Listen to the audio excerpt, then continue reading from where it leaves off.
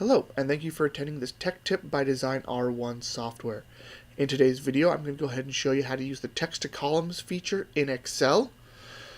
Now, we've all had those spreadsheets we get from customers that want to be imported with last name, comma, first name in one column, and they want it split out and imported into first name and last name.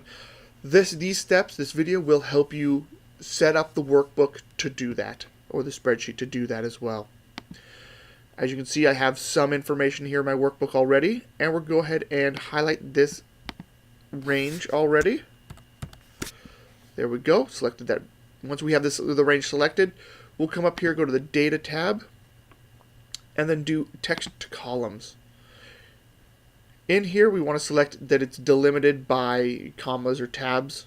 So especially if you're using the last name, comma, first name, you'll want to choose the delimited option there. Next, and since they're all separated by a space, we'll go ahead and make sure that the space box is checked, along with, if you are using commas or semicolons, go ahead and check those boxes as well.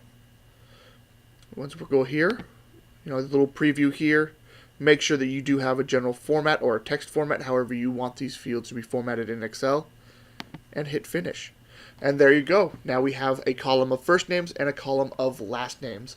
If you enjoy these videos, please subscribe to our YouTube channel. Also follow us on Twitter at DesignR1LLC and like us on Facebook at DesignR1Software.